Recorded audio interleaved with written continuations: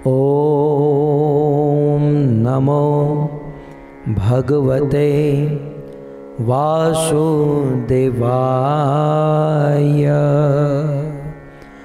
ॐ नमो भगवते वासुदेवाय।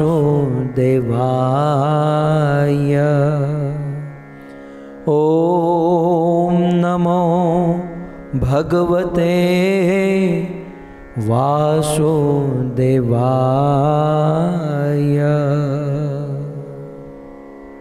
जय जय श्री राधा रमण, जय जय नवल किशोर, जय गोपी चित चोर प्रभो, जय गोपी चित चोर प्रभो, जय जय माखन चोर, जय जय माखन चोर। श्री कृष्णचंद्र भगवान की, जगत गुरु श्रील प्रभुपाद की। उपस्थित भगवत कथा अनुरागी, इस जूम प्लेटफॉर्म पर आए हुए भक्त वृंद, इस सभा को सुशोभित करने वाले अंतर्राष्ट्रीय कृष्ण भावनामृत संघ इस्कॉन के वरिष्ठ भक्तगण, आधुनिक इंटरनेट उपकरण के माध्यम से, फेसबुक और यूट्यूब के माध्यम से बड़ी भारी मात्रा में इस कथा का श्रवण करने वाले देश विदेश के समस्त श्रोतागण एवं सर्वजन हिताय सर्वजन सुखाय भगवत प्रेम प्राप्त करने हेतु ये सुंदर भागवत कथा का आयोजन करने वाले भारत निवासी अग्रवाल परिवार, जिनमें से प्रमुख हैं अरुण अग्रवाल जी, उनकी धर्मपत्नी गीता अग्रवाल, उनके सुपुत्र हिमांशु, उनकी सुपुत्री नंदिनी माता जी, इस पूरे अग्रवाल परिवार का और आप सभी भक्तों का श्रीमद् भागवत के इस द्वितीय दिवस में हार्दिक स्वागत एवं आप सभी भक्तों के चरणों में हमारा प्रणाम। राधे श्याम। आज वैदिक गणना के अनुसार त्रिविक्रम मास, ज्येष्ठ मास और अमावस्या की तिथि है। सो आज ज्येष्ठ महीने की अमावस्या है। आज के दिन की बड़ी महिमा है। आज ही के दिन एक बहुत बड़े देवता का आविर्भाव जन्म हुआ था। यह ऐसे देवता है, कुछ लोग ऐसे होते हैं कि जो आते हैं तो मंगल होता है। ये ऐसे देवता है जब हमसे दूर चले जाते हैं तब हमारा मंगल होता है। और आज के दिन ऐसे ही एक देव शनि देव का जन्म हुआ था। सो शनि देवता के जन्म की कथा बड़ी विलक्षण है। आप सब जानते हैं भगवत गीता का प्रथम ज्ञान भगवान श्री कृष्ण ने सूर्य देव को दिया था। तो सूर्य देवता की दो पत्नियां थी, एक थी संज्ञा और दूसरी थी छाया। ऐसा शास्त्र में लिखा है कि सूर्य देव की पत्नी संज्ञा से 3 संतान हुए। एक हुए मनु, वैवस्वत मनु, दूसरे हुए यमराज और तीसरी कन्या हुई यमुना।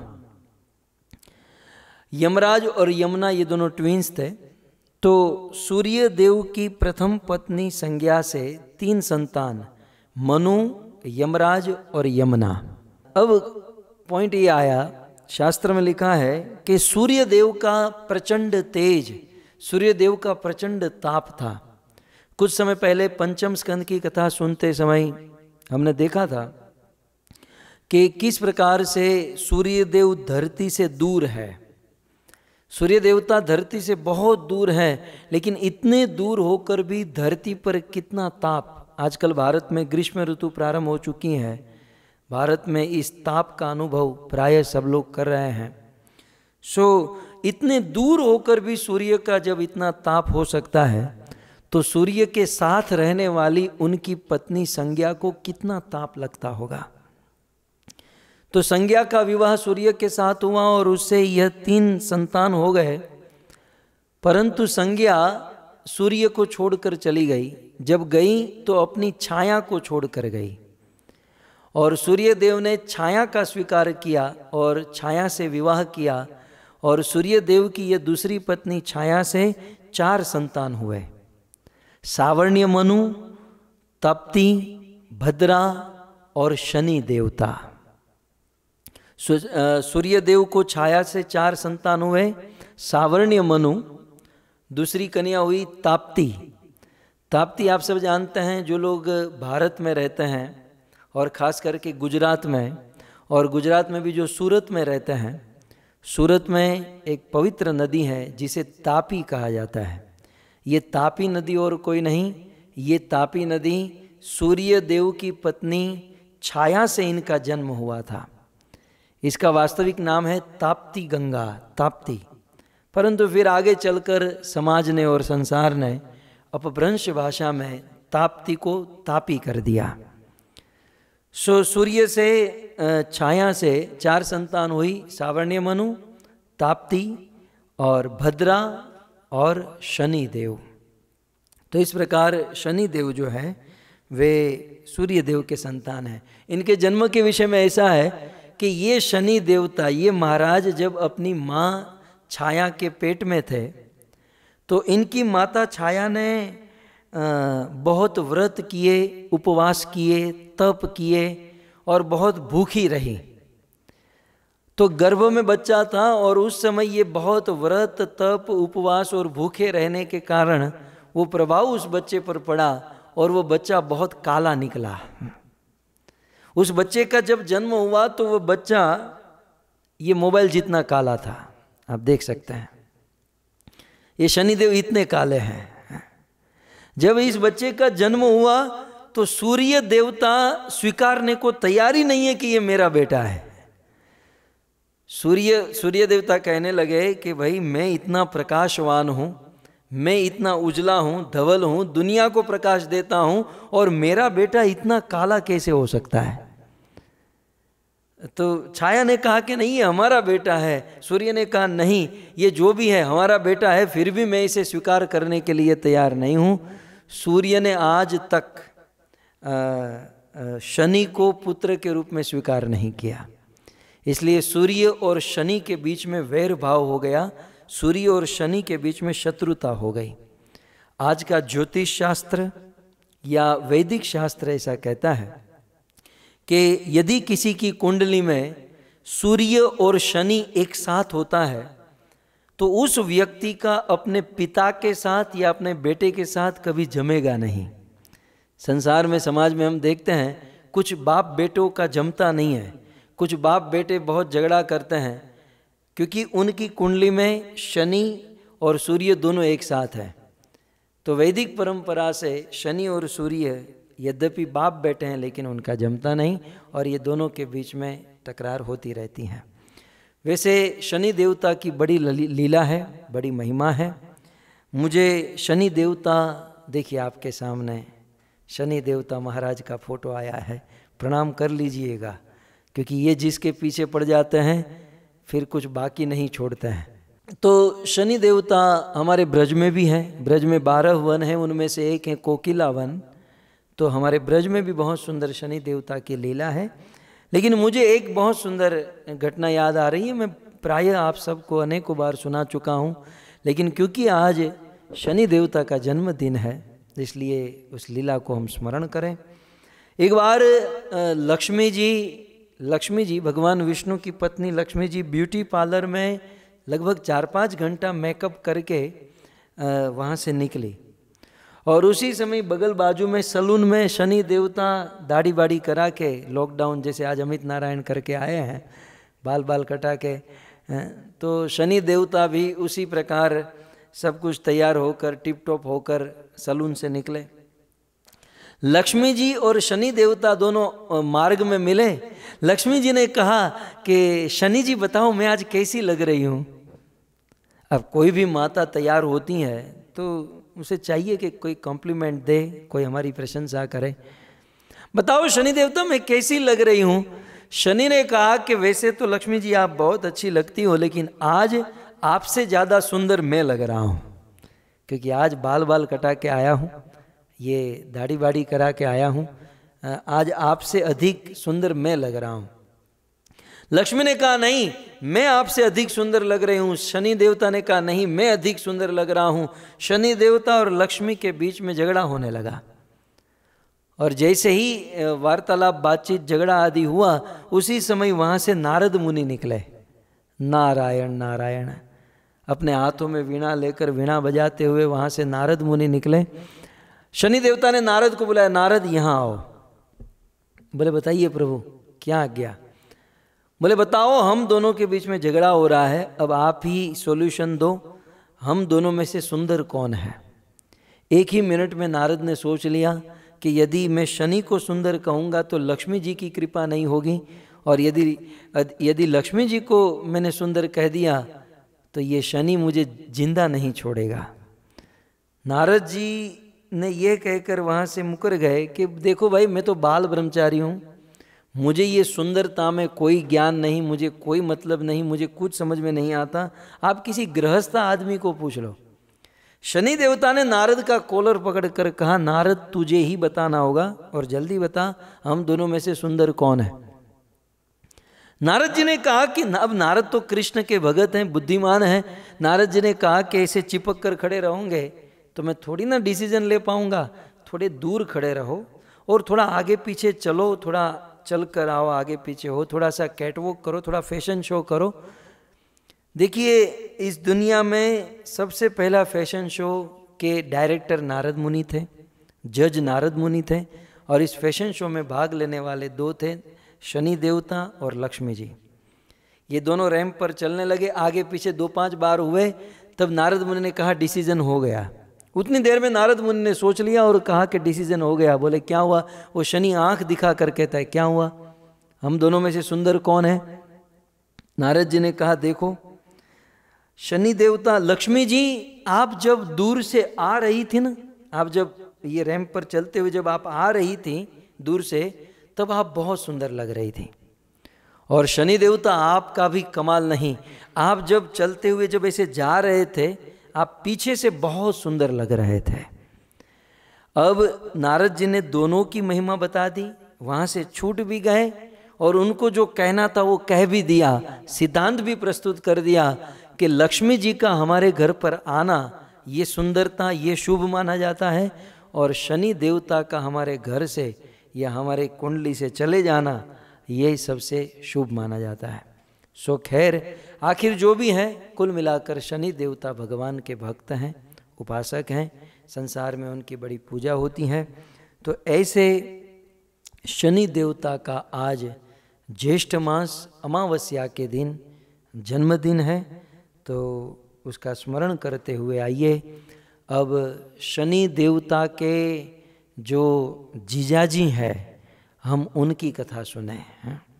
होता क्या है कि प्रायः लोगों के जीवन में शनि नड़ता है, और शनि ग्रह को अपने से दूर करने के लिए वे अनेकों प्रकार की अंगूठी पहनते हैं, ज्योतिष के पास जाते हैं, अनेकों प्रकार के कर्मकांड कराते हैं, अनेकों प्रकार के जाप कराते हैं, लेकिन वक्त ये सब कुछ होने के बाद भी शनि जाता नहीं है।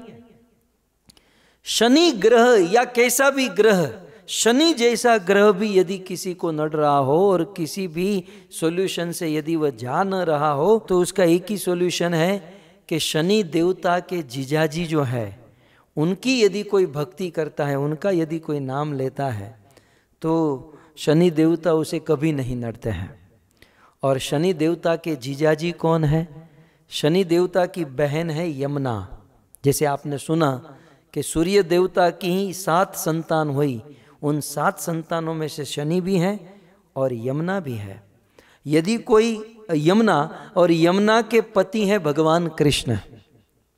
भगवान श्री कृष्ण की अनेकों रानियां थीं, उनमें से कुछ प्रमुख रानियां थीं। उन प्रमुख रानियों में भगवान श्री कृष्ण की एक पटरानी जिसको कहा जाता है वो थी यमुना महारानी। यमुना के विषय में श्रीपाद वल्लभाचार्य ने बहुत कुछ महिमाएं बताई हैं। श्रीपाद जीव गोस्वामी ने कहा, दिल्ली के दरबार में ये प्रश्न उठा कि गंगा बड़ी कि यमुना बड़ी, गंगा श्रेष्ठ कि यमुना श्रेष्ठ। बड़े बड़े विद्वान जब इनका उत्तर नहीं दे पाए, उन दिनों हमारे गौड़ीय धारा के प्रकांड विद्वान संत आचार्य वृंदावन में रहते थे। वो एक रात भी वृंदावन के बाहर नहीं रुकते थे। लेकिन दिल्ली के दरबार में जब यह प्रश्न उठा तो उस राजा ने ऐसी व्यवस्था की कि एक ही दिन में जीव गोस्वामी आए और फिर वापस लौट जाए, उनको रात रुकना न पड़े। सो जीव गोस्वामी को दिल्ली के दरबार में लाया गया और पूछा गया कि गंगा बड़ी कि यमुना बड़ी, गंगा श्रेष्ठ कि यमुना श्रेष्ठ। सबसे पहले जीव गोस्वामी ने गंगा की महिमा बताई। वैसे गंगा की महिमा कम नहीं है, पुराणों में अनेकों श्लोकों में माँ गंगा की महिमा बताई गई है कि गंगा जो त्रिभुवन को पवित्र करती है, गंगा जो सारे मनुष्यों का पाप धो देती है, गंगा जो गंगोत्री से चलती है और गंगा सागर तक बहती है। गंगा की अनेक श्लोकों में महिमा बताई। अंत में जीव गोस्वामी ने इतना ही कहा कि गंगा की इतनी महिमा है और ये गंगा भगवान श्री कृष्ण के चरणों का जल है, ये गंगा भगवान विष्णु के चरणों का जल है। लेकिन यमुना के विषय में आपको क्या बताऊं, यमुना तो साक्षात कृष्ण की पटरानी है। गंगा कृष्ण के चरण में है लेकिन यमुना कृष्ण के हृदय में है। तो ऐसी यमुना के पति हैं भगवान कृष्ण। यदि कोई कृष्ण की भक्ति करता है, कृष्ण का नाम लेता है या कृष्ण की कथा सुनता है, तो वह व्यक्ति इस संसार के या शनि देवता जैसे बड़े बड़े ग्रह के प्रकोप से मुक्त हो जाता है, सारे प्रॉब्लम से उसे छुटकारा प्राप्त हो जाता है। हमारा परम सौभाग्य है कि शिल प्रभुपाद की कृपा से और अग्रवाल परिवार के सहयोग से शनि जैसे ग्रहों से मुक्त कराने वाली, संसार के सभी दुखों से मुक्त कराने वाली और भगवान के चरणों में प्रेम प्रगटाने वाली श्रीमद् भागवत कथा का हम सब श्रवण कर रहे हैं। श्रीमद् भागवत कथा सुनने से क्या होगा? श्रीमद् भागवत कथा की बड़ी महिमा है भक्तों। श्रीमद् भागवत कथा सुनने से अनेकों चीज होती हैं, लेकिन मन में जो स्मरण आ रहा है, श्रीमद् भागवत कथा का श्रवण करने से हमारी सारी ग्रंथियां टूट जाती हैं। हमारे जीवन में अनेकों प्रकार की ग्रंथि है। ग्रंथि माने गांठ। देखो, ग्रंथि का लोकल अर्थ होता है गांठ। अब गांठ जो है वो किसी भी प्रकार की हो, वो अच्छी नहीं मानी जाती। फिर वह गांठ आप पतंग चगाते हुए, पतंग उड़ाते हुए यदि उस मांझे में गांठ लग जाए तो भी वह ठीक नहीं मानी जाती। यदि वह गांठ आपके बालों में लग जाए, कभी कभी माताओं के लंबे लंबे बाल होते हैं तो बालों में वह गांठ हो जाती हैं, तो भी वह परेशान करती हैं। कभी कभी कुछ लोगों को शरीर में गांठ हो जाती है। डॉक्टर कहते हैं कि आपके शरीर में गांठ है, आपके शरीर में चर्बी की गांठ है, कभी कभी शरीर में, तो वो भी अच्छी नहीं मानी जाती। और सबसे बड़ी गांठ होती है कि एक पुरुष और स्त्री का जब विवाह होता है तब दोनों के बीच में गांठ लगती हैं। अब वो तो आप ही समझो कि ये अच्छी मानी जाएगी, बुरी मानी जाएगी। सो इस प्रकार से ग्रंथि जो है मानव जीवन में, मनुष्य जीवन में ग्रंथियाँ जो है ये बहुत बुरी मानी जाती हैं। श्रीमद् भागवत के पंचम स्कंद के पंचम अध्याय के 8वें श्लोक में भगवान ऋषभदेव अपने पुत्र को माध्यम बनाकर पूरे जगत को कह रहे हैं कि ग्रंथि कितने प्रकार की होती हैं। हमारे जीवन में, हमारे मन में, हमारे चित्त में, हमारे हृदय में कितने प्रकार की ग्रंथि होती हैं। तब भगवान ऋषभदेव ने बहुत सुंदर कहा पुंस स्त्रियामी थुनि भाव में तम तयो भी थोरी दय ग्रंथि माहूं अतो गृह क्षेत्र सुताप्त वीतये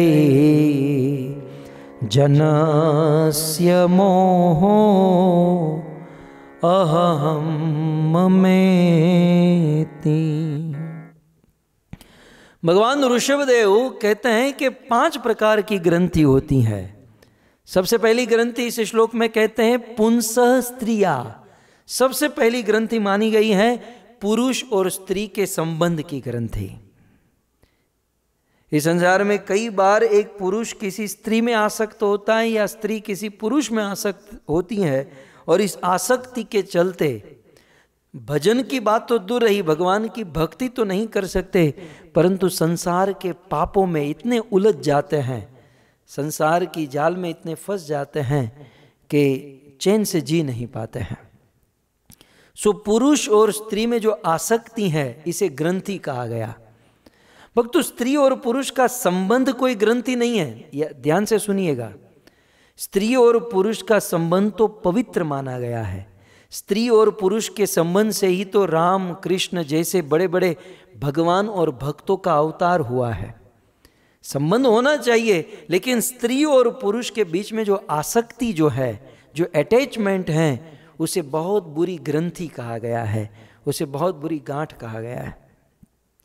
तो स्त्री और पुरुष के बीच में आसक्ति रूपी जो दाम्पत्य रूपी जो ग्रंथि है, ये प्रथम ग्रंथि है।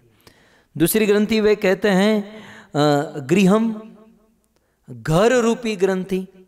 हम जिस घर में रहते हैं ये घर भी एक ग्रंथि है, एक बहुत बड़ा बंधन है। शास्त्र में तो कहा गया कि घर एक विशाल काय, एक बहुत बड़े अजगर के समान है।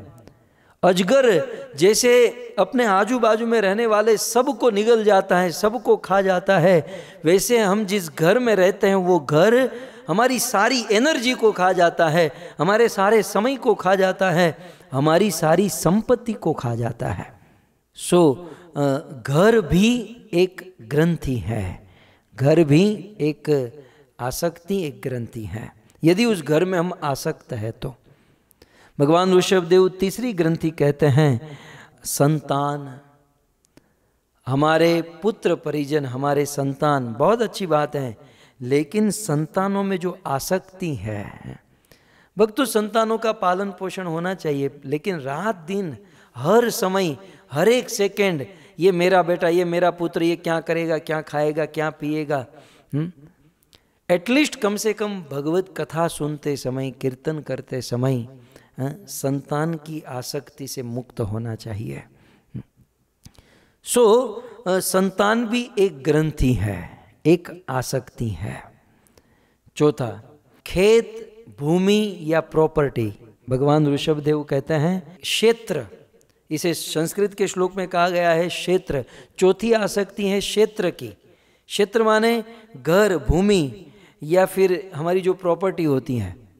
हम संसार में, समाज में देखते हैं कि जो गांव में रहते हैं या जो शहरों में रहते हैं, अपने खेत में या अपनी जो प्रॉपर्टी होती है, अपनी जो भूमि होती है, उसे रोज देखते हैं, रोज स्मरण करते हैं और मन में सोचते हैं कि इसके भाव बढ़ेंगे, इसके भाव दुगुना हो जाएंगे, इसके भाव 4 गुना हो जाएंगे। तो अपने क्षेत्र में, अपनी प्रॉपर्टी में बड़ी आसक्ति होती है। हमने तो देखा नहीं, लेकिन सुना है बुजुर्गों से कि जब क्षेत्र का, भूमि का बंटवारा होता है और उसमें 1-2 फीट आगे पीछे हो गई तो तलवारें चल जाती हैं, सगा भाई एक दूसरे के मस्तक काट देते हैं, क्योंकि अटैचमेंट है, आसक्ति है। हमारे भारत में हम देखते हैं कि थोड़े थोड़े एरिया को कवर करने के लिए बंदा गवर्नमेंट से कितना झूठ बोलता है, कितनी मेहनत करता है। यह है क्षेत्र के प्रति आसक्ति। तो इस प्रकार पुरुष और स्त्री की ग्रंथि, घर की ग्रंथि, ये खेत भूमि की ग्रंथि, अपने संतानों की ग्रंथि। 5वीं ग्रंथि है स्वजन, अपने स्वजनों की या अपने समाज की ग्रंथि। व्यक्ति अपने समाज में बड़ा फंसा रहता है, खास करके भारत में गुजरातियों को ले लीजिए, राजस्थानियों को ले लीजिए, कुछ ऐसी जाति पाति वाले जो लोग हैं वो अपने परिवार में बड़े फंसे रहते हैं। आप कभी भी पूछो फलाने भक्त कहाँ हैं, कि फलाना मर गया इसलिए वो चले गए, वो कहाँ है, उसकी शादी है, वो बीमार है, ये है वो है, बस केवल समाज की इन भागदौड़ में ही पड़े रहते हैं। रिलेशन होना चाहिए, लेकिन शास्त्र में लिखा है कि जितनी आवश्यकता हो उतना ही संबंध जोड़े हैं। लेकिन इस संसार में देखा गया है कि अपना समाज और समाज के प्रति जो लगाव है, जो आसक्ति है, वे बहुत बढ़ा लेते हैं।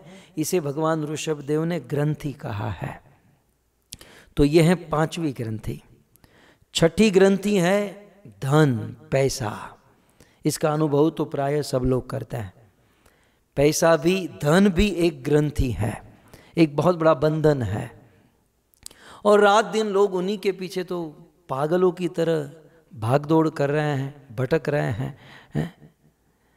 भागने वाले आदमी को पूछो आप इतने भाग क्यों रहे हो, बोले ऑफिस में जाना है। ऑफिस जाकर क्या करोगे, बोले पैसे कमाएंगे। पैसे कमा के क्या करेंगे, बोले खाएंगे। और खाने से क्या होगा, बोले शक्ति बढ़ेगी। शक्ति बढ़कर क्या करोगे, बोले जॉब करेंगे।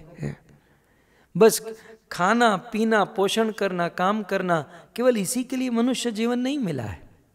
हाँ, धन की आवश्यकता है, लेकिन धन की आवश्यकता मात्र ये जीवन टिकाने के लिए, ये जीवन बीत जाए, ये जीवन कंप्लीट हो जाए, इसके लिए धन की आवश्यकता है। लेकिन हम तो धन के लिए रात दिन इतनी और ऐसी मेहनत कर रहे हैं कि भाई ये जन्म नहीं, ऐसे 50 जन्म तक हमको धन चाहिए।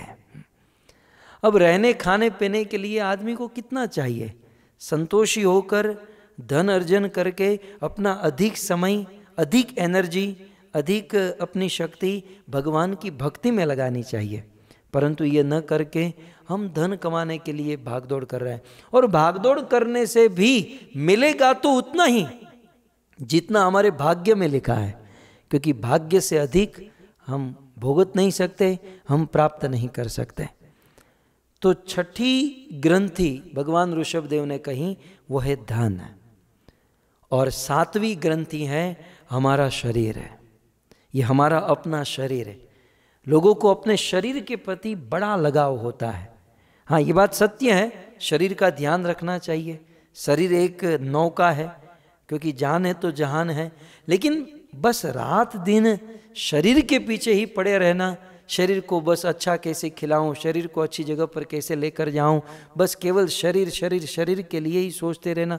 कुछ लोगों को देखा है, उनके जीवन में शरीर के अलावा कुछ नहीं होता, बस और रात दिन उनका कंसंट्रेशन मात्र शरीर के ऊपर होता है। तो ये शरीर भी एक ग्रंथि, शरीर की आसक्ति भी एक ग्रंथि कही गई है। तो भगवान ऋषभदेव ने कहा कि जनस्य मोहो अहम ममेति, इस प्रकार से 7 प्रकार की ग्रंथि मनुष्य के जीवन में होती हैं। और भगवान ऋषभदेव यहाँ तक कहते हैं कि यदा मनो हृदय ग्रंथि रस्य कर्मानुबद्धो दृढ़ आश्लेथ तदा जन संपरिवर्त तेस्माद मुक्त परम यात अति विहाय। जब तक व्यक्ति इन ग्रंथियों से मुक्त नहीं होगा, तब तक परम धाम, परम पद भगवान को प्राप्त नहीं कर पाएगा। एक बात याद रखिए, 7 प्रकार की ये जो ग्रंथि मैंने आपको गिनाई, ये 7 ग्रंथि को जब तक व्यक्ति छोड़ेगा नहीं। कुछ लोगों की ग्रंथि तो ऐसी हो गई, ये ग्रंथि जो है ना, इसको गांठ कहते हैं। हमारे गुजराती में, बिल्कुल हमारी देसी भाषा में इसे घूंस कहते हैं। ये घूंस कहकर बहुत इसको समझ में आता है कि ऐसी गांठ पड़ जाती है ना कि बंदा आधा घंटा 1 घंटा भी मेहनत करे फिर भी वो छूटती नहीं है। तो कुछ लोगों के जीवन में ढीली गांठ है, तुरंत छूट सकती हैं, लेकिन हम जैसे लोगों के जीवन में ऐसी ग्रंथि, ऐसी गांठ लग चुकी है, ये 7 प्रकार की, कि इसे खोलना, इसे छोड़ना बड़ा कठिन हो जाता है। तो भगवान ऋषभदेव कहते हैं कि जब तक इन ग्रंथियों से मुक्त नहीं होंगे। कौन सी ग्रंथि? 7 ग्रंथि। फिर से आपको याद करा दूं, पुरुष और स्त्री की आसक्ति पहली ग्रंथि, दूसरी है घर की आसक्ति, तीसरी ग्रंथि है खेत या भूमि की आसक्ति, चौथी ग्रंथि संतान की आसक्ति, पांचवी स्वजन या समाज की आसक्ति, छठी ग्रंथि धन की आसक्ति और सातवीं ग्रंथि शरीर की आसक्ति। जिस दिन भगवान ऋषभदेव ये भी कहते हैं कि मुक्त परम यात विहाय हेतुम, जिस दिन व्यक्ति इन सातों ग्रंथियों से मुक्त हो जाएगा उस दिन वो परम पद भगवान के धाम वैकुंठ को प्राप्त कर लेगा। जिस दिन यदि कोई व्यक्ति इन सातों ग्रंथियों से मुक्त हो जाएगा। तो प्रश्न ये है कि इन ग्रंथियों से मुक्त हम कैसे होंगे, इन गांठ से हम कैसे मुक्त होंगे। हमारा रोज का अनुभव है कि प्रायः माताओं के बालों में ग्रंथि हो जाती हैं, बालों में गांठ लग जाती हैं, कभी कभी प्रभु जी की शिखाओं में भी गांठ लग जाती हैं, हमारा भी अनुभव है। तो कुछ लोग क्या करते हैं, कुछ लोग चिल्लाते हैं, गाली देते हैं ये कैसे निकलेगी, और कुछ लोग वो कंघी लेकर ऐसे झटका मारते हैं। ऐसे झटका मारने से, झटकने से या उसे खींचने से ये गांठ नहीं खुलती। आप कभी कभी उस गांठ को जितना आप ऐसे खींचते जाओगे वो गांठ उतनी कड़क होती जाएगी, उतनी फिट होती जाएगी। हमारे जीवन की ये जो ग्रंथियां है ये बहुत कड़ी हो चुकी हैं, और इसे कैसे खोला जाए, इसे कैसे मुक्त हुआ जाए, इसका एक उपाय होना चाहिए। बालों में लगी हुई ग्रंथि गांठ को छोड़ने के लिए सरल उपाय है, उसमें तेल डाल दो। जैसे ही हम बालों में तेल डाल देते हैं तो वे जो गांठ जो हैं वो सिक्त हो जाती है, और फिर आप कंघी घुमाओगे तो धीरे धीरे से वो सारी ग्रंथि, वो गांठें निकल जाती हैं। कष्ट भी नहीं होता, प्रॉब्लम भी नहीं होता, कष्ट भी, दर्द भी नहीं होता, और ग्रंथि धीरे धीरे छूट जाती हैं। ठीक उसी प्रकार हम सब के जीवन में ये 7 प्रकार की ग्रंथि जो गांठ लगी हुई हैं उसे छोड़ने के लिए हमें तेल डालना होगा, हमें ऑयल डालना होगा। और भक्तों ये तेल हैं श्रीमद् भागवत कथा, ये ऑयल हैं, ये तेल हैं प्रेम, क्योंकि प्रेम का स्वभाव होता है सिक्त रहना। ठीक उसी प्रकार ये भागवत कथा ग्रंथियों से मुक्त होने के लिए उस तेल के समान है। यदि कोई व्यक्ति भागवत कथा का श्रवण करता है तो अपने जीवन की सारी ग्रंथियों से मुक्त हो जाता है। आप कहोगे प्रमाण, इसका ज्वलंत प्रमाण पद्म पुराण में वेदव्यास मुनि बहुत सुंदर कथा लिखते हैं, भागवत महात्म्य बताते हुए धुंधुकारी की कथा सुनाते हैं। आप जानते हैं धुंधुकारी के जीवन में ये सारी ग्रंथि लग चुकी थी। धुंधुकारी अपने जीवन में जब पिता की मृत्यु हो गई अनेकों प्रकार का पाप करने लगा। कथा से आप सब परिचित है कि आत्मदेव ब्राह्मण थे, उनकी पत्नी थी धुंधली, और ब्राह्मण ने फल दिया था सन्यासी ने, वो फल तो गाय को खिला दिया।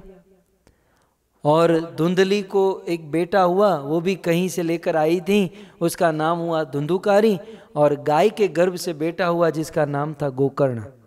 आत्मदेव ब्राह्मण के 2 बच्चे हुए। जो धुंधुकारी था वो अपने माँ के स्वभाव के ऊपर गया, जन्म से ही चोरी करता, डाका डालता, अनेकों प्रकार का पाप करता। और जो गोकर्ण था वो जन्म से ही महाभागवत, उनकी रति मति गति पूर्ण रूप से भगवान में लगी हुई थी। ऐसा वर्णन है कि अपने पिता धुंधुकारी जो था जब अनेकों प्रकार का पाप करने लगा, पिताजी की सारी संपत्ति को वो स्वाहा, वो उड़ा दिया। धुंधुकारी के पाप का वर्णन पद्म पुराण में वेदव्यास मुनि करते हैं कि ऐसा कोई पाप नहीं था जो धुंधुकारी ने नहीं किया था। उनमें से एक बहुत बड़ा जघन्य पाप वो लिखते हैं कि धुंधुकारी रोज मांस खाता था।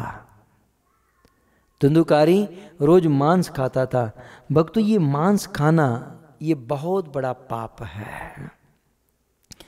आज ही के दिन, आज 22 मई है ना, आज ही के दिन कुछ वर्ष पूर्व परम पूज्य राधा गोविंद गोस्वामी महाराज लखनऊ में थे और अमरीश चरित्र सुना रहे थे।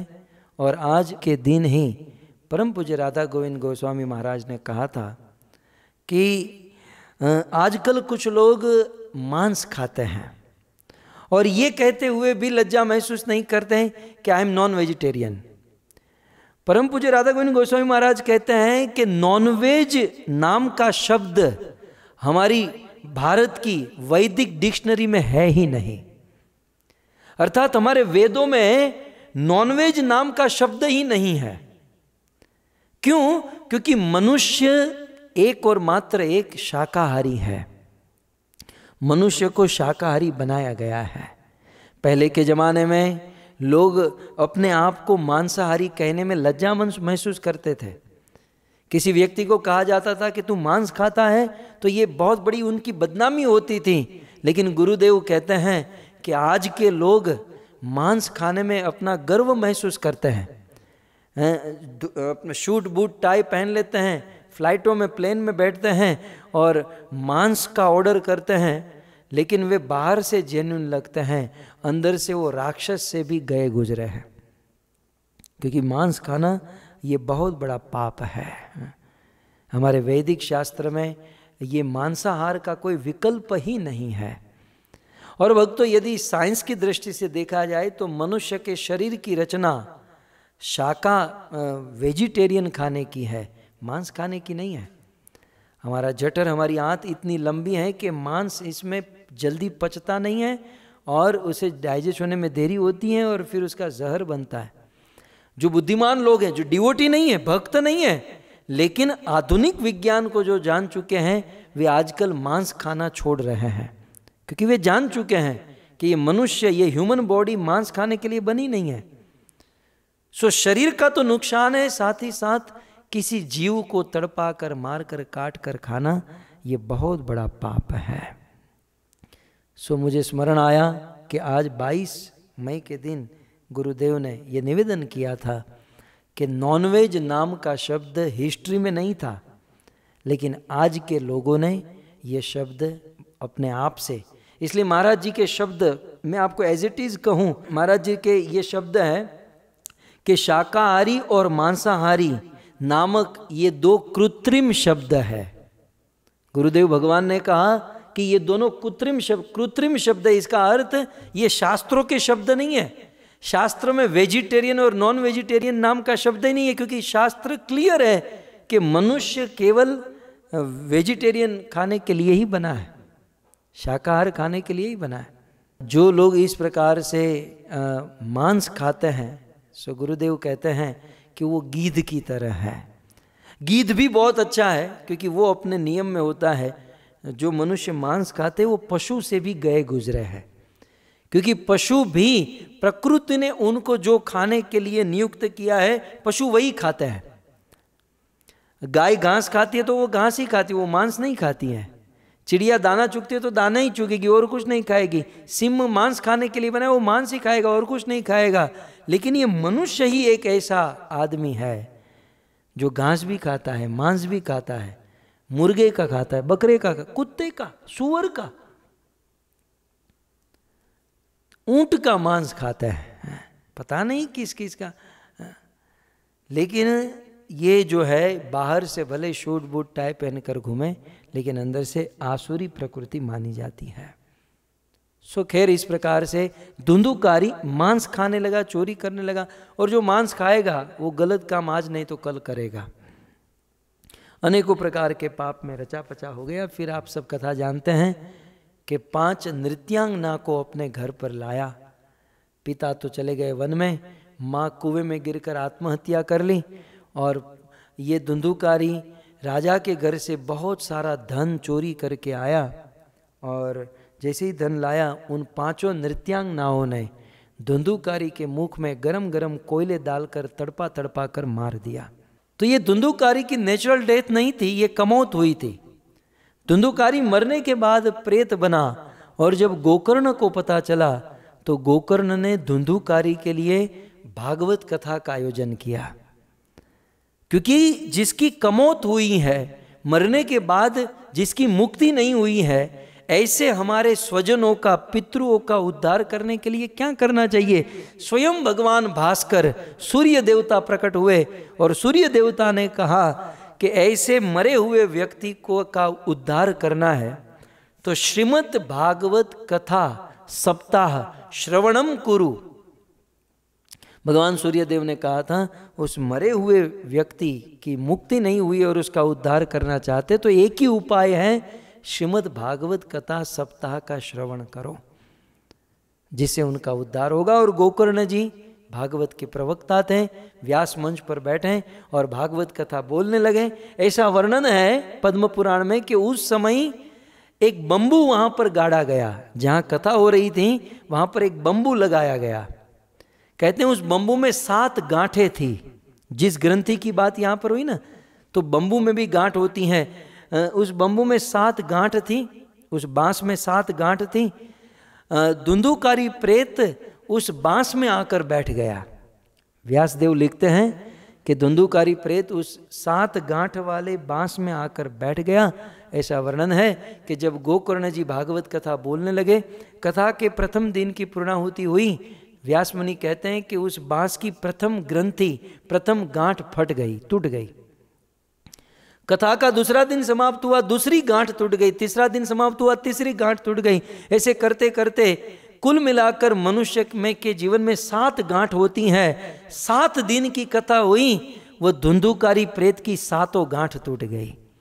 ऐसा वर्णन है कि सबके देखते देखते वे बांस की 7 ग्रंथि, 7 गांठें टूटी और धुंधुकारी प्रेत पार्षद रूप धारण करके प्रकट हुआ। शंख चक्र गदा पद्म पीतांबर धारण करके धुंधुकारी भगवान का पार्षद बन गया। और उसी समय आकाश से सुंदर विमान आया और भगवान के पार्षद धुंधुकारी को उस विमान में बिठाकर, पार्षद स्वरूप प्राप्त किए विमान में बिठाकर अपने धाम वैकुंठ में लेकर चले गए। सो भक्तों, ये भागवत की महिमा है। श्रीमद् भागवत का श्रवण करने से हमारे जीवन की सारी ग्रंथि, सारी गांठें टूट जाती हैं। अब मुझे जूनागढ़ याद आ रहा है। जूनागढ़ के संत नरसिंह मेहता ने बहुत सुंदर गाया। प्रभु ना भक्तो मारे सगाने संबंधी, छोटी ग्रंथि टूटी मारी मायानी बंधी, आँख मारी उघड़े त्या सीताराम देखूं, धन्य मारूं जीवन कृपाए विलेखूं। सौराष्ट्र के संत नरसिंह मेहता कहते हैं कि जैसे ही मेरी आंखें खुले तो आंख खुलते ही मैं सीता और राम का दर्शन करूं। आंख मारी उगड़ देते हैं सीताराम, मैं सीताराम का दर्शन करूं। आज तो बिल्कुल उल्टा है। आंख मारी उगड़े त्या व्हाट्सएप देखूं, आंख मारी उगड़े त्या फेसबुक देखूं। लेकिन धन्य है नरसिंह मेहता का वह जीवन, धन्य है नरसिंह मेहता का वह स्वप्न कि ऐसा दिन कब आएगा कि जब मेरी आंखें खुले और मैं भगवान का दर्शन करूं। भक्तों, जिस भगवान ने हमें ये पूरी दुनिया को देखने की शक्ति दी है, हम रात को सोए हैं, जिस भगवान ने हमें सुबह जगाया है, जिस भगवान ने हमारे जीवन में एक नया दिन दिया है, उस नए दिन को प्रारंभ करने से पहले हमें उस भगवान का दर्शन करना चाहिए। नहीं तो हम कृतघ्न माने जाएंगे, नरक में भी जगह नहीं मिलेगी। सो आँख मारी उगड़े, वे कहते हैं शुद्ध भक्ति वधे मारी पुराणी जेवी, प्रभु संतो आशीष सदा दे जोएवी। आज वैसे तो अमावस्या का दिन है, लेकिन कल से प्रथमा प्रतिपदा प्रारंभ होगी। प्रथमा, द्वितीया, तृतीया, चतुर्थी, हम देखते हैं कि वह चंद्रमा की कला धीरे धीरे बढ़ती जाती है। आज बिल्कुल अंधेरा है और कल से प्रथमा का चंद्रमा, द्वितीया का चंद्रमा, तृतीया का, जैसे चंद्रमा की कला दिन भर दिन बढ़ती जाती है, वैसे नरसिंह मेहता कहते हैं कि हे प्रभु, हे भगवान और हे भक्तों, आप मुझे आशीर्वाद दो कि चंद्रमा की कला जैसे बढ़ती है वैसे मेरी भक्ति बढ़ती रहे। और बढ़ते बढ़ते बढ़ते एक दिन चंद्रमा पूर्णिमा को प्राप्त हो जाता है, वैसे मेरी भक्ति बढ़ते बढ़ते बढ़ते एक दिन पूर्ण पुरुषोत्तम कृष्ण को प्राप्त हो जाए, ऐसा आशीर्वाद। और उस आशीर्वाद से क्या होगा? अब कहते हैं, प्रभु ना भक्तो मारे सगाने संबंधी, छोटी ग्रंथि टूटी मारी मायानी बंदी। नरसिंह मेहता कहते हैं कि मैंने क्या किया? मैंने प्रभु के भक्त, भगवान के जो भक्त हैं उनके साथ नाता जोड़ लिया। प्रभु ना भक्तों मारा सगा ने संबंधी, मैंने शरीर के नाते को छोड़कर भगवान के जो भक्त थे उनसे नाता जोड़ लिया। और जैसे ही मैंने भक्तों से नाता जोड़ा, भक्तों भागवत के, वेदों के सिद्धांत इन संतों के सरल शब्दों में प्रकट हो रहा है। मुझे याद आ रहा है भगवान कपिल देव ने क्या कहा? प्रसंगम अजरम पाशम आत्मानम कवयो विदु स एव साधुषु कृते मोक्ष द्वार अपावृतम। हे माँ देवहूति, जिस दिन हम साधुओं में आसक्ति करेंगे उस दिन सारी ग्रंथि, सारे बंधनों से मुक्त हो जाएं। यही बात है।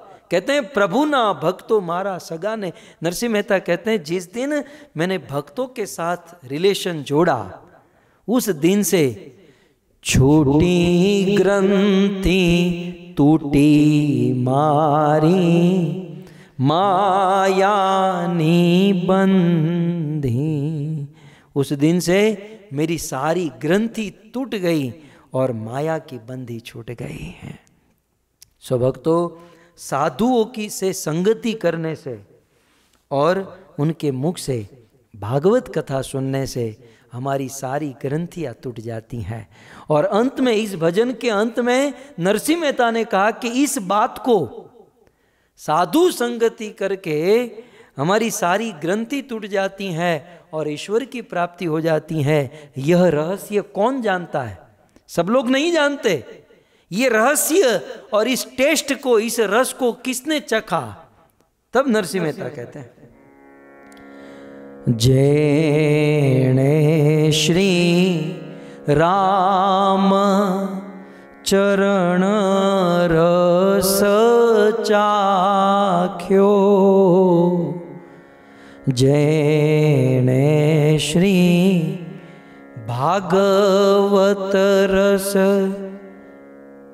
जेणे श्री भागवत रस चाख्यो, एणे संसार ने मिथ्या करी नाख्यो, अने आरस जाने छे शुकदेव जोगी। ये भागवत का रस कौन जानता है?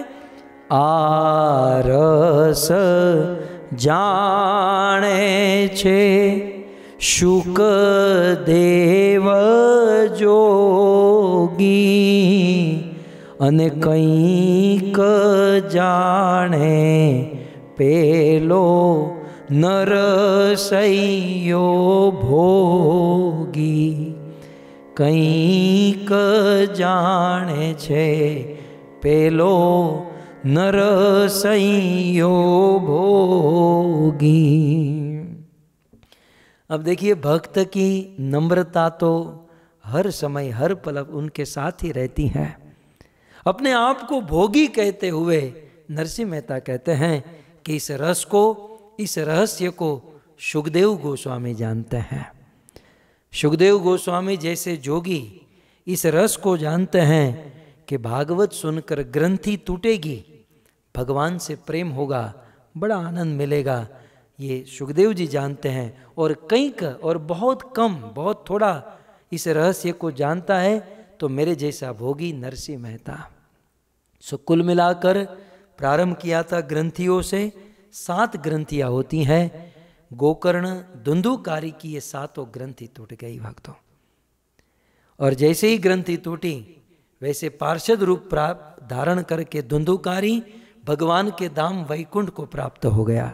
लेकिन यहाँ पर प्रश्न हो सकता है कि धुंधुकारी वैकुंठ गया, लेकिन धुंधुकारी के साथ अन्य कई सारे लोग कथा सुन रहे थे, वे वैकुंठ नहीं गए। इसका कारण क्या है?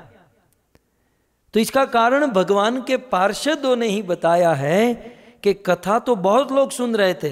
जैसे हमारे सामने भी लगभग 200-250 परिवार है, मैं सबको देख पा रहा हूँ। हमारे गोविंद टीवी की कृपा से और कुछ भक्तों की कृपा से यहाँ ऐसी व्यवस्था है कि सारे लोग, मैं नाम के साथ आप सबको देख रहा हूँ। शिकागो से हमारे प्रभु जी बैठे हैं और अब बहुत सारे लोग, कितना नाम लूँ, लेकिन खैर ये सब भक्त हमारे सामने बैठे हैं, कथा सुन रहे हैं। तो इतने सारे भक्त कथा सुन रहे हैं, इसका अर्थ ये नहीं है कि सबको समान फल मिलेगा। देखिए, भागवत तो अपना फल देती है, वस्तु शक्ति का प्रभाव होता है, लेकिन कितना कम कितना अधिक फल मिलेगा ये भागवत सुनने वाले श्रोता की जिज्ञासा के ऊपर डिपेंड है। और आपको परफेक्ट शब्द दूं तो ये उस भक्त की उत्कंठा के ऊपर डिपेंड है। भागवत सुनने से फल तो मिलेगा, लेकिन कितना अधिक फल मिलेगा इट्स डिपेंड ऑन उत्कंठा, लालसा, तीव्रता।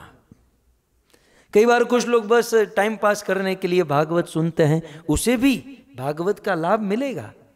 कई बार कुछ लोग कुछ अलग उद्देश्य से भागवत सुनते हैं। कुछ लोग तो टीवी में आने के लिए भागवत सुनते कि भाई हजारों लाखों लोग हमको देखेंगे हैं। कुछ लोग टाटा बाय बाय करने के लिए भागवत में आते हैं। लेकिन कुछ लोग उत्कंठा से, जिज्ञासा से भागवत सुनने के लिए आते हैं। तो भागवत अनेकों लोग सुनते हैं, या गुरु के शरणों में, वक्ता के शरणों में अनेकों लोग जाते हैं, लेकिन उसका अधिक लाभ वही ले पाएगा जो बड़ी लालसा, तीव्रता, उत्कंठा से जिज्ञासा करता है। आज ही के दिन मैं फिर से हमारे गुरुदेव के वचन को याद करूं। आज के दिन हमारे परम गुरु शिल प्रभुपाद 22 मई 1969 को, 22 मई आज के दिन 1969 को शिल प्रभुपाद अमेरिका में थे। और यहाँ अमेरिका में वेस्ट वर्जीनिया है स्टेट, और वहाँ पर भव्य मंदिर है जिसे न्यू वृंदावन कहा जाता है। उन दिनों 300 प्रभुपाद के भक्त मिलकर अपने हाथों से गोल्डन टेम्पल का निर्माण किए। एक पूरे सोने का मंदिर बनाया, पूरा पर्वत का पर्वत हमारे इस्कॉन के अंडर में है, और वहाँ पर सुंदर मंदिर, और नाम दिया न्यू वृंदावन। अमेरिका में वृंदावन खड़ा कर दिया प्रभुपाद के शरणागत शिष्यों ने। सो 1969 में न्यू वृंदावन में आज ही के दिन 22 मई शिल प्रभुपाद, मैं एज इट इज़ प्रभुपाद के शब्द कह रहा हूँ, शिल प्रभुपाद कहते हैं कि आध्यात्मिक गुरु के पास या भागवत कथा में जाना कोई फैशन नहीं है। कई बार कुछ लोग, क्या होता है कि फलाना किसी गुरु के पास जा रहा है इसलिए मैं भी जाऊंगा, फलाने ने दीक्षा ली इसलिए मैं भी दीक्षा लूंगा, फलाना भागवत में बैठा इसलिए मैं भी बैठूंगा। ये कोई फैशन नहीं है। हालांकि फैशन से भी कोई जाए फिर भी फल मिलेगा, लेकिन शिल प्रभुपाद कहते हैं कि तीव्र उत्कंठा से जाना चाहिए। ये गुरुदेव के शब्द हैं कि तीव्र उत्कंठा से, यह जानने के लिए कि जीवन का परम लक्ष्य क्या है, यह जानने के लिए कि जीवन की परिपूर्णता कैसे होगी, यह जानने के लिए कि जीवन में दुख को दूर करने का और सुखी होने का हमने बहुत प्रयास किया, लेकिन फिर भी जीवन में सुख क्यों नहीं आया, यह अनुभव करके कि यह संसार असार है, आखिर दुनिया गोल है, यहाँ से कुछ नहीं मिलने वाला, इस प्रकार का अनुभव करने के बाद तीव्रता से, उत्कंठा से जब कोई व्यक्ति किसी गुरु के पास या किसी वक्ता के पास भागवत में बैठता है तो उसे इतना फल मिलता है, इतना फल मिलता है जितना फल फैशन से आने वालों को नहीं मिलता है। इसलिए श्रीमद् भागवत जो है उत्कंठा से, लालसा से। तो पद्म पुराण में भगवान के पार्षदों ने कहा कि धुंधुकारी ने जो कथा सुनी, भागवत कथा सुनी, वो उत्कंठा से सुनी, वो लालसा से सुनी कि कब अगला शब्द कब बोला जाएगा, अगला शब्द, अगली कथा कौन सी आएगी। इस प्रकार उत्कंठा लालसा से कथा सुनी, जिससे 7 दिन में उनका उद्धार हो गया। और अन्य गांव वालों ने वह नहीं सुना, इसलिए उनका उद्धार नहीं हो पाया। सो भक्तों, हमें भी इस भागवत को यदि उत्कंठा से, लालसा से सुनते हैं तो हमारी 7 प्रकार की ग्रंथियों से हम मुक्त हो जाते हैं। सो हमारा परम सौभाग्य है श्रील प्रभुपाद की कृपा और अग्रवाल परिवार के सहयोग से हम सब इस भागवत कथा को सुन रहे। आइए हम श्रीमद् भागवत का 8वां स्कंद, अष्टम स्कंद श्रवण कर रहे हैं और अष्टम स्कंद में आज बड़ी प्यारी कथा हम लोग सुनेंगे और ये कथा है गजेंद्र की कथा। देखिए मेरे पीछे गजेंद्र, पीछे एक गजेंद्र है और आगे एक गजेंद्र है। आज 2 हाथी आपके सामने दिखाई दे रहे हैं। हम सब लोग कहीं ना कहीं गजेंद्र ही हैं, तो आज हम सब गजेंद्र की कथा सुनेंगे। हरे कृष्णा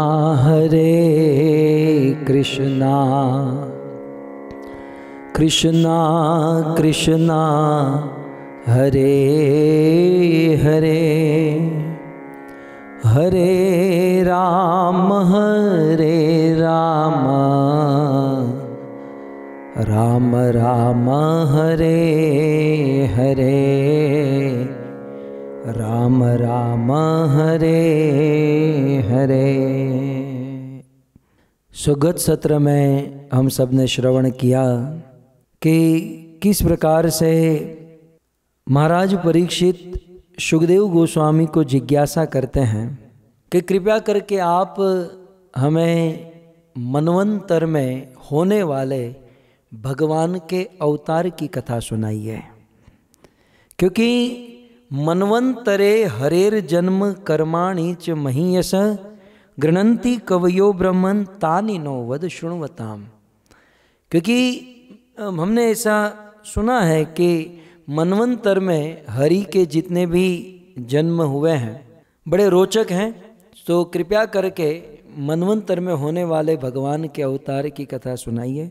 मैं गत सत्र में आपको कह रहा था, मुझे अभी स्मरण हो रहा है, भगवान के 6 प्रकार के अवतार होते हैं। एक होते हैं युगा अवतार।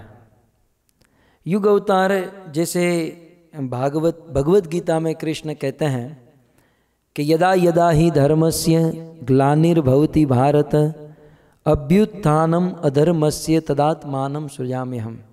और फिर अंत में कहते हैं संभवामि युगे युगे। सो प्रत्येक युग में भगवान आते हैं, उसे युगा अवतार कहते हैं। दूसरी प्रकार के अवतार होते हैं गुणा अवतार। जैसे कि भगवान कोई विशेष गुण को लेकर अवतार लेते हैं। जैसे ब्रह्मा जी भगवान के गुणा अवतार हैं। भगवान ने रजोगुण के द्वारा ब्रह्मा को प्रकट किया है। जैसे शिव जी भगवान के गुणा अवतार है, तमोगुण के द्वारा संसार का प्रलय करने के लिए प्रकट किया है। तो ये वे 2। तीसरे प्रकार के अवतार हैं लीला अवतार, जो स्पेशल लीला करने के लिए, जैसे भगवान राम, जैसे कृष्ण इस धराधाम पर आते हैं लीला करने के लिए। चौथे अवतार होते हैं शक्त्यावेश अवतार। भगवान स्वयं अवतार नहीं, परंतु किसी विशेष जीव में अपनी शक्ति प्रदान करते हैं, उसे कहते हैं शक्ति आवेश, शक्त्यावेश अवतार। जैसे नारद मुनि को शक्त्यावेश अवतार कहा गया है, जैसे वेदव्यास मुनि को शक्त्यावेश अवतार कहा गया है, जैसे पृथु महाराज को शक्त्यावेश अवतार कहा गया है। तो ये सब भगवान के शक्त्यावेश अवतार है। कितने हुए? 4। 5वां है पुरुषा अवतार। 5वां है पुरुषा अवतार।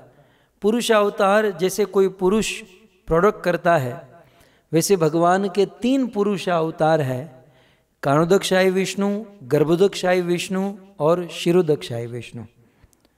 तो 3 प्रकार के भगवान के पुरुष अवतार है। और फिर छठा है मनवंतरा अवतार।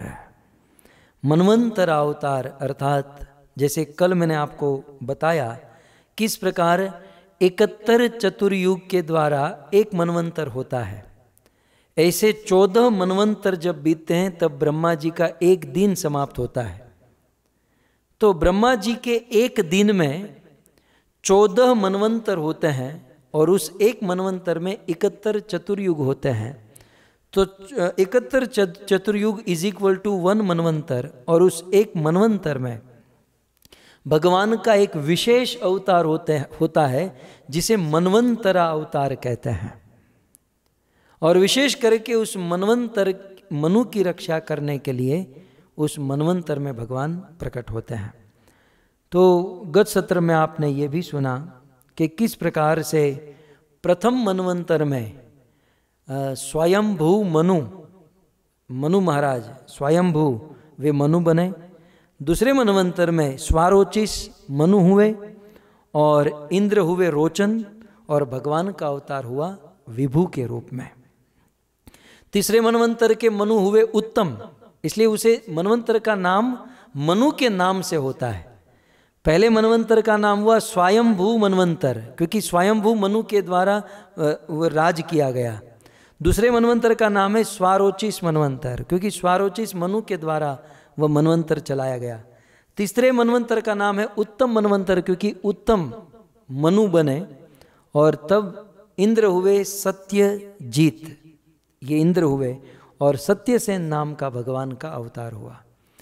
चौथे मनवंतर में ब्रह्मा जी का एक ही दिन चल रहा है और ये करंट मनवंतर की बात हो रही है। इस करंट मनवंतर में, चौथे मनवंतर में जो बीत चुका है, चौथे मनवंतर में मनु हुए तामस, इसलिए इस मनवंतर का नाम हुआ तामस मनवंतर। और इस तामस मनवंतर में इंद्र हुए त्रिशिक नाम के राजा इंद्र हुए। और इस तामस मनवंतर में भगवान का एक सुंदर अवतार हुआ, कहते हैं हरि के रूप में। और हरि के रूप में भगवान आए और भगवान ने ग्राह के मुख में फंसे हुए गजेंद्र का उद्धार किया। इस प्रकार से जब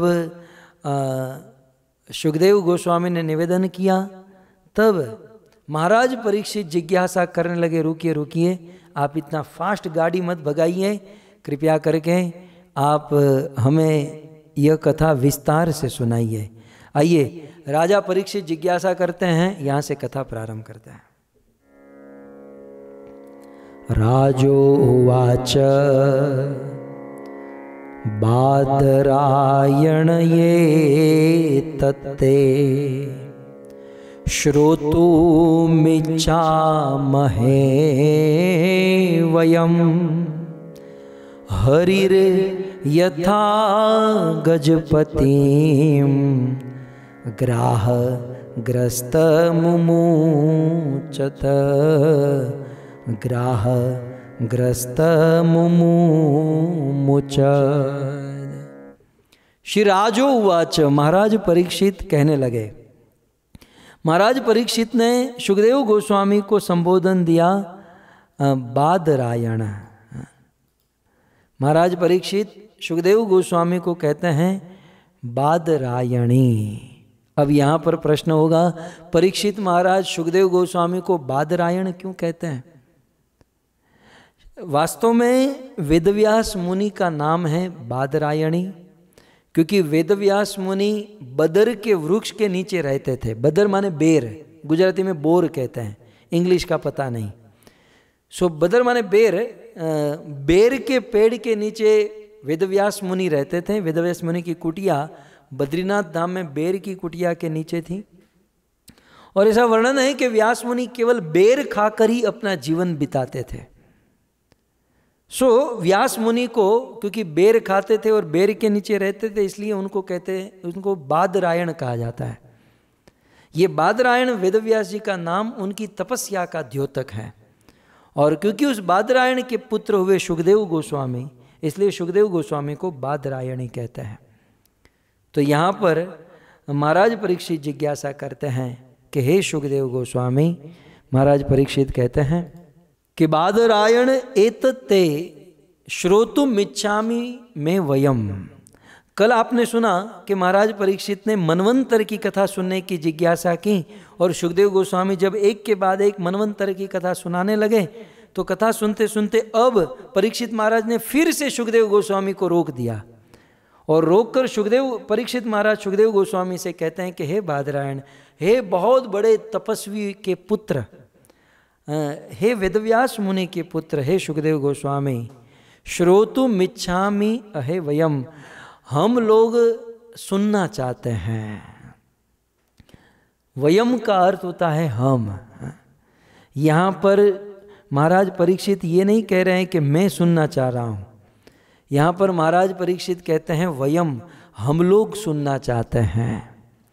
भक्तों, जब भी हमें भगवत कथा सुननी हो तो हमें आग्रह रखना चाहिए कि वयम माने हम सब लोग एक साथ बैठकर ज़्यादा से ज़्यादा लोग कथा सुने। अब देखिए, अग्रवाल परिवार ने कथा का आयोजन किया, वे चाहते तो मुझे अकेले भी अपने घर बुला सकते थे और हम लोग अकेले भी ये कन्वर्सेशन कर सकते थे, लेकिन अग्रवाल परिवार का संबोधन महाराज परीक्षित की तरह रहा, वयम, हम अकेले नहीं सुनेंगे, इसका लाभ हम सबको होना चाहिए। यद्यपि अंदर की बात कहूँ, यद्यपि ये कथा परीक्षित सुनना चाहते थे, लेकिन परीक्षित महाराज ने क्या कहा, हम सब ये कथा सुनना चाहते हैं। भक्तों, ये महान व्यक्ति की महानता है। महान व्यक्ति जब भी कोई कार्य करता है तो वो अकेला नहीं करता, वे सबको साथ में लेकर करता है। मुझे रामायण में हनुमान जी महाराज याद आ रहे हैं। हनुमान जी महाराज जब सीता जी को खोजने के लिए भारत से श्रीलंका जा रहे थे, जब हनुमान जी महाराज उस समुद्र के तट पर उस पर्वत पर चढ़ गए, अपनी एक दृष्टि के समुद्र को नाप लिए और बस अपने इष्ट आराध्य भगवान राम का स्मरण कर लिए, मन ही मन गुरुदेव को याद किए, माता पिता का स्मरण करके जैसे ही हनुमान जी कूदने जा रहे थे, उसी समय हनुमान जी ने उनके साथ जितने भी लोग आए थे उन भक्तों को एक निवेदन किया, समझने लायक है। हनुमान जी ने जामवंत जी, वहाँ पर बाली पुत्र अंगद, सुग्रीव जी तो नहीं थे, लेकिन अन्य जितने भी लोग थे उनको हनुमान जी कहते हैं कि हे भक्तों, मेरी आपके चरणों में यही निवेदन है, यही विनंती है कि जब तक मैं वापस न आऊं तब तक आप लोग मेरी राह देखिएगा। यहाँ के कुछ फल फूल खाकर यहीं पर आप मेरे लिए वेट कीजिएगा जब तक मैं सीता जी को देखकर मैं वापस न लौटूं। इन्होंने कहा ऐसा क्यों, हम लोग चले जाते हैं, हम लोग घर पर चले जाते हैं और आप सीधे घर पर आ जाना। हनुमान जी कहा, महाराज ने कहा नहीं, आप लोग यहीं पर रहना, हम सब साथ में जाएंगे, क्योंकि जब हम सीता को खोज कर आएंगे, सीता का पता लगा कर आएंगे, तो ये खबर मैं अकेला नहीं दूंगा, हम सब साथ में मिलकर भगवान रामचंद्र को ये खबर देंगे। जो महान व्यक्ति होता है वो काम स्वयं करता है, लेकिन यश सबको देता है। ये महान व्यक्ति की महानता है कि खुद मेहनत करता है, खुद परिश्रम करता है, लेकिन यश सबको देता है। और जो दुर्जन होता है, जो आसुरी वृत्ति का होता है, वो दूसरों से काम कराता है और नाम अपना बनाता है, काम दूसरे से कराता है और यश अपना बढ़ाना चाहता है। लेकिन धन्य हनुमान जी महाराज।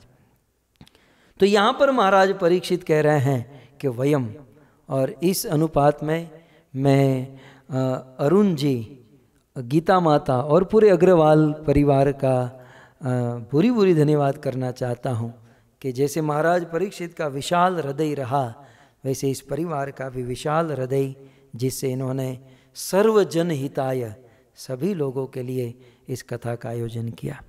तो श्लोक आपके सामने है। इस श्लोक में महाराज परीक्षित कहते हैं कि श्रोतुम इच्छामि अहम वयम, हम लोग इस कथा को हम सुनना चाहते हैं। बोले क्या सुनना चाहते हैं? तो कहते हैं हरीर यथा गजपतिम ग्राहग्रस्त मुमुचयत। हरि ने यथा माने जिस प्रकार, गजपति माने हाथी का राजा। हरि ने जिस प्रकार, हरि ने हाथी के राजा गजपति माने गजेंद्र को, ग्राह ग्रस्त ममु मुचत, ग्राह के मुख में से जैसे गजेंद्र को बचा लिया, वह कथा हम आपके मुख से सुनना चाहते हैं। सो कृपया करके आप हमें यह हाथी की कथा सुनाइए, यह गजेंद्र की कथा। मानो सुखदेव गोस्वामी कहे, परीक्षित ये हाथी की कथा सुनना क्यों चाहते हो? इसे मैं शॉर्टकट में कह के हम आगे बढ़ेंगे। नहीं नहीं, मैं ये हाथी की कथा सुनना चाहता हूँ, क्योंकि हाथी केवल मेरे पीछे जो खड़ा वही नहीं है, हाथी मेरे सामने जितने लोग बैठे हम सब हाथी हैं। यद्यपि मैं आगे कहूँगा, सुखदेव गोस्वामी बार बार संबोधन देंगे यथा गृही, जैसे गृहस्थ आदमी कर्म करता है वैसे ही ये हाथी कर रहा था, अथवा जैसे ये हाथी गजेंद्र कर्म कर रहा है वैसे ही हम लोग करेंगे। तो हाथी हम लोग हैं। और एक संत ने बहुत सुंदर कहा कि हम सब लोग हाथी हैं। हाथी का अर्थ क्या होता है? कभी कभी लड़के लोग नहीं कहते हैं हाँ वो थी है? किसी लड़की का स्मरण करके, किसी को याद करके नहीं कहते हाँ वो थी तो सही है? हाँ वो थी है? जो रात दिन बस हाँ वो थी, हाँ वो थे, बस रात दिन संसार के स्त्री पुरुषों का स्मरण करते हैं, रात दिन संसार के धन संपत्ति का स्मरण करते हैं, ये सब लोग हाथी हैं। ये सब लोग इस गजेंद्र के समान है। अर्थात ये कथा केवल उस हाथी की नहीं है, उसकी तो है, साथ ही साथ ये हम सब की कथा है, ये हम सब की व्यथा है। तो सुखदेव गोस्वामी महाराज परीक्षित कहते हैं, कृपया करके हरिम यथा गजपतिम ग्राह ग्रस्त ममु मुचत, ग्राह के मुख से जैसे गजेंद्र को बचाया, आप वो कथा सुनाइए, क्योंकि हम सब लोग ग्राह के, काल रूपी ग्राह के मुख में है। ये ग्राह और कोई नहीं, ये ग्राह जो है काल है, और हम सब लोग काल रूपी ग्राह के, कुछ लोग आधे मुख में चले गए हैं, कुछ लोग 80% चले गए हैं, कुछ लोग 95%, बस अब आज मरे कल मरे, इस प्रकार से पूर्ण रूप से काल के मुख में चले गए। लेकिन हरि ने जैसे काल के मुख से गजेंद्र को निकाल दिया, तो हम भी इस कथा को सुनकर हम भी हरि को पुकारे, कैसे भजन करें, ताकि इस काल के मुख से बच सके। कृपया करके आप कथा हमें सुनाइए। मुझे स्मरण आ रहा है कबीरदास जी का। कबीरदास जी चलते चलते किसी गांव में पहुँचे और दो माताओं को चक्की, दो पत्थर होता है, बीच में छिद्र होता है, उस चक्की में चावल को, गेहूं को पीसते हुए देखकर कबीरदास जी रोने लगे। किसी ने पूछा, कबीरदास जी कि क्यों रो रहे हो? चलती चक्की देख के दिया कबीरा रोए, क्यों रो रहे हो? बोले ये काल रूपी चक्र चल रहा है, और जैसे इसमें दाने फंसे हुए हैं और दाने पीसे जा रहे हैं, वैसे काल रूपी मुख में हम सब लोग पीसे जा रहे हैं। कबीरदास जी थोड़े से निकट गए, चलते हुए उस चक्की के पास बिल्कुल निकट गए, तो रोने वाले कबीरदास जी नाच नाच कर हंसने लगे, हंसते हुए नाचने लगे। कबीरदास जी नाच रहे, किसने पूछा नाच क्यों रहे? बोले मुझे उपाय मिल गया, मुझे प्लान मिल गया, बस ये ठीक है, मुझे प्लान मिल गया। बोले क्या प्लान है? बोले ये जो चक्की आप लोग देख रहे हैं, इसके बीच में जो छिद्र, इसमें जो आप आटा डालोगे, जो आप अनाज डालोगे और इस चक्र को आप घुमाएंगे, तो सारे अनाज साइड से आटा बनकर निकल जाएंगे। शायद आप लोग जानते हैं, हमने तो बहुत देखा है। लेकिन इस बीच में जो छिद्र है, जो हॉल है, वहाँ पर नीचे की भाग में एक खूंटी, एक खिला होता है, उस खिले से सटकर जो आटे होंगे, उस खिले से सटकर जो दाने होंगे गेहूं के या चावल के, तो ये पत्थर में वो पीसे नहीं जाएंगे। जो बीच में जो खूंटी आपको दिखाई दे रही ना, उस खूंटी से जो टच होकर, जो सटकर जो दाने हैं, वो पीसे नहीं जाएंगे, लेकिन वो बीच के खिले से, खूंटी से दाने जो दूर चले जाते हैं, वो पीसकर आटा बन जाएंगे। कबीरदास जी को उपाय मिल गया कि ये खूंटा जो है और कोई नहीं, ये स्वयं भगवान कृष्ण है। हम सब लोग काल के मुख में हैं, लेकिन यदि कोई व्यक्ति कृष्ण के निकट आ जाएगा, यदि कोई कृष्ण की शरण ग्रहण कर लेगा, तो हम सब लोग काल से मुक्त हो जाएंगे, इस संसार में मृत्यु से मुक्त हो जाएंगे। तो इस प्रकार कृपया करके हमें गजेंद्र की कथा सुनाइए। गजेंद्र की कथा सुनने का लाभ क्या है? महाराज परीक्षित अगले श्लोक में गजेंद्र कथा सुनने का श्रुति फल लाभ बताते हुए कहते हैं, तत्कथासु महत् पुण्यम धन्यम स्वस्तयनम शुभम यत्र यत्रोत्तम श्लोको यत्र यत्रोत्तम श्लोको भगवान हरि गीयते भगवान हरि गीयते। महाराज परीक्षित कहते हैं कि ये जो गजेंद्र मोक्ष की जो कथा है, ये जो गज उद्धार की कथा है, इस गज उद्धार की कथा में यत्र यत्र उत्तम श्लोको, इस कथा में बार बार उत्तम श्लोक भगवान हरि, भगवान विष्णु, भगवान कृष्ण की कथा आएगी। और इस कथा को सुनने से तत् महत् पुण्यम, सबसे पहले इस गजेंद्र की कथा को सुनने से महत् पुण्यम, महान पुण्य प्राप्त होगा। देखिए, पुण्य अलग वस्तु है। पुण्य मिलने से स्वर्ग मिलता है, सुख मिलता है, सुंदरता मिलती है, छोटी मोटी वस्तु मिलती है, लेकिन यहाँ पर महत् पुण्यम, महत् पुण्यम माने सुकृति प्राप्त होती है, महत् पुण्यम माने भगवत धाम प्राप्त होता है। और आगे क्या कहते हैं, तत्कथासु महत् पुण्यम, पहले तो ये कह दिया यह कथा सुनने से महान पुण्य का लाभ होता है।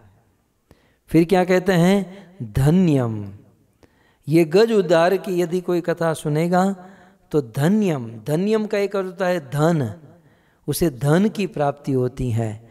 ये कोविड-19 की पोजीशन में प्रायः सब लोग लॉकडाउन में हैं, काम धंधा बिजनेस सब ठप हो चुका है, मंदी हो चुकी है।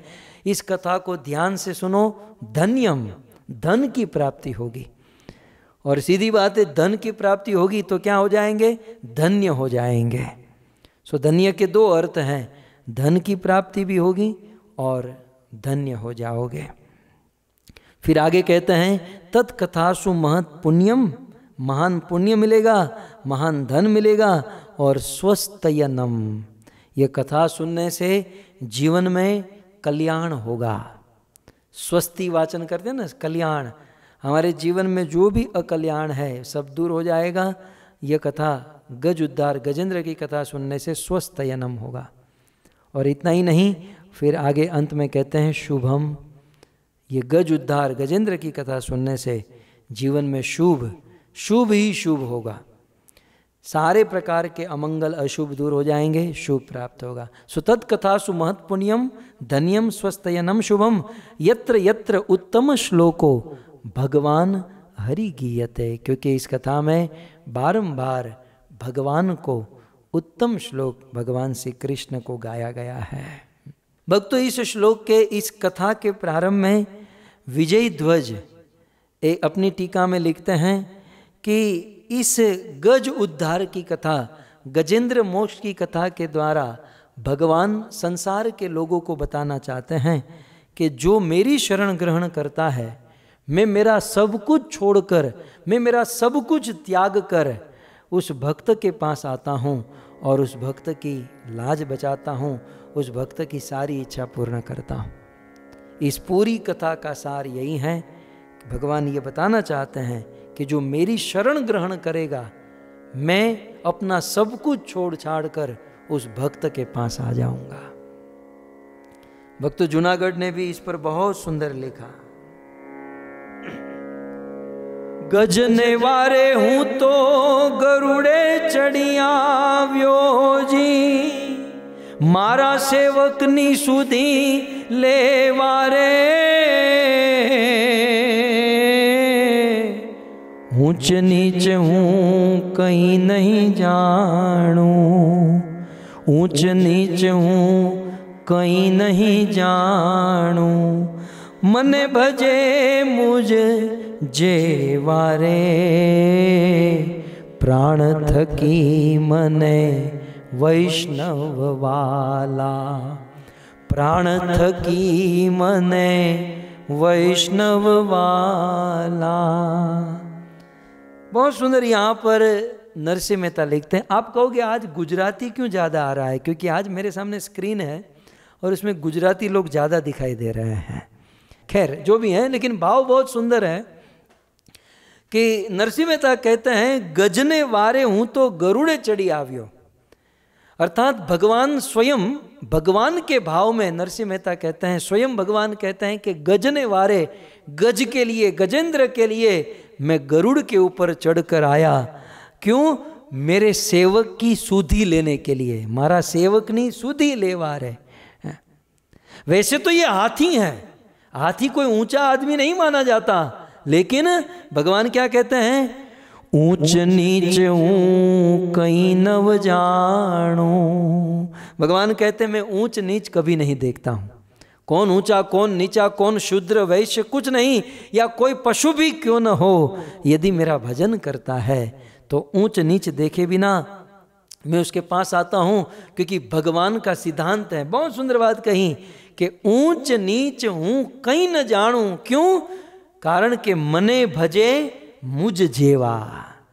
कृष्ण कहते हैं कि मेरा जो भजन करता है उसे मैं मेरे जैसा ही समझता हूं। फिर वह शूद्र हो, वह पशु भी क्यों न हो, मेरा भजन करने वाला वो मेरे जैसा होता है।